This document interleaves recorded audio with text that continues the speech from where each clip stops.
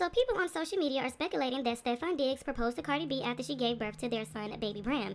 So yesterday, Cardi B shared some photos of her, Baby Bram, and Stefan Diggs on Instagram. Stefan Diggs hopped in the comment section and said, "Proud of you, boo, but love you."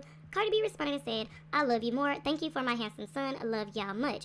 But when people was looking at these photos, what they noticed was Cardi B had a ring on her finger. So of course this had people talking, and people started speculating that Stefan Diggs proposed to Cardi B after she gave birth to their son, Baby Bram. Some people were saying that if she is engaged, that the ring is a little bit small and they feel like it should be bigger, especially since Stefan is in the NFL. But I would like to know you guys' thoughts and opinions on this. Do you guys feel like Stefan Diggs popped a big question to Cardi B after she gave birth to their baby boy?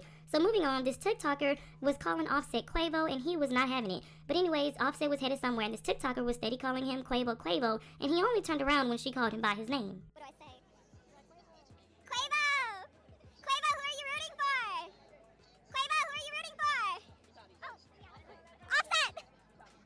Someone in the comment section said that she should have said congratulations on the newborn. Now that is just messy, and I don't think he would have reacted to it because his reaction would have been all over social media. And at this point, I think he's tired of social media because he deleted or deactivated his Instagram and his Twitter, okay? But anyways, moving on, Megan Thee Stallion is in court, and it has been revealed that she turned down a Call of Duty sponsorship or deal because of the character. So Megan posted on X and said, "We are finally on the lunch break after testimony from Megan's friend and manager Travis Ferris, who talked about how social media hurts Megan. He testified he got her into a treatment center that cost $240,000 a month. That is insane." But anyway, she continues and says, "Daniel Kinney of Rock Nation testified about brand opportunities for Megan that fell apart: Activision/Call of Duty, Google Pixel, Just Eats, Takeaway, and U.S. Women's Soccer Federation. Megan ditched Call of Duty when she learned she would be a shootable character in the game." And it also says that triggered her, and she full stop says, "I'm not doing this," Kinney said. People on social media feel as if this is a slap in the face to Megan Thee Stallion, because why would y'all want to make her a shootable character after what she's been through? And not only that, after this, I guess after Megan Thee Stallion turned down the deal,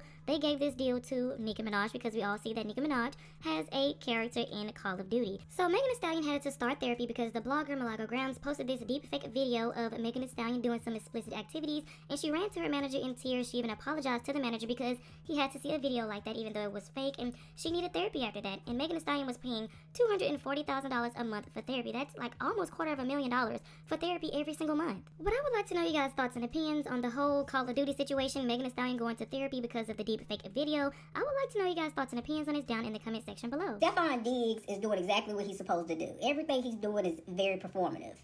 But I respect it, right? Because she just gave birth to your baby. The least you can do, at least right now, is play along with it.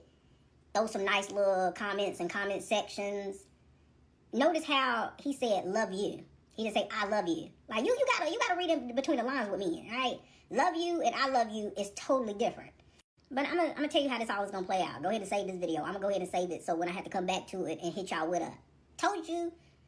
So yeah, right now they're going through the motions. Everything gotta look good. They gotta make it seem like, they're in a loving relationship. And eventually, what always happens with Cardi is gonna happen. Him and her are gonna fall out because he's not gonna stop messing with other women. She's not gonna not get embarrassed, and then she's gonna come to the internet and she's gonna argue with us like we the ones that's cheating on her. Right? That is the same story, different character. Right? Same thing we got with Offset, we gonna get with this situation. Because like I said before, he's just as bad or worse than Offset.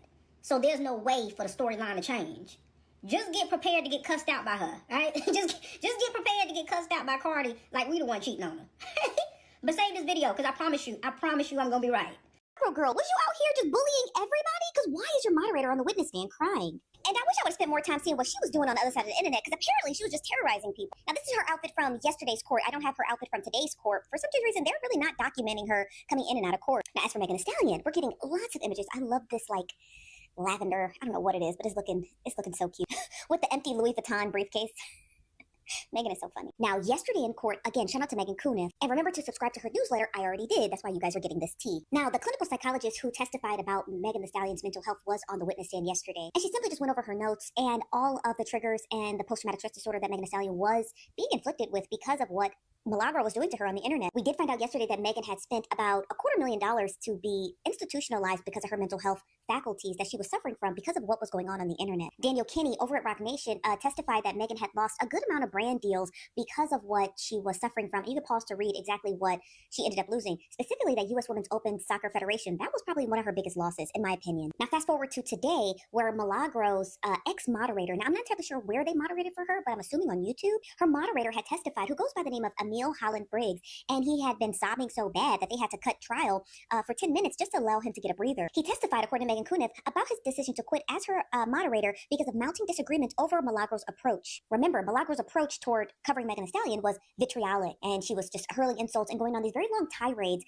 which took up very large sections of her live streams that she would do. And I guess that's the reason as to why her and the moderator had separated. Now, Holland also testified about all of the awful stuff that was going on online when he broke down sobbing on the witness stand, and he said people were talking about suicide. He also said it just weighed down on me. Now, in Megan Kuniff's notes, she stated that she felt as though that was a big blow to the defense having the moderator testify, because what it showed was a pattern of bullying, even internally. Her internal people who worked for her, her moderators, also seen and expressed how her bullying was just pervasive. Now, that ex-moderator goes on to say that Milagro also had exposed his romantic relationship online, and according to Megan Kuniff, she said that it was super helpful for the jury to hear how Milagro was also bullying or cyberbullying him too. Now, later on today, we might be able to get some coverage from the FTI consultant Sean McDermott, who went over the details of the deleted text messages in Milagro. God, why I'm just finding out that Cardi B and Stephon Diggs just had their first baby.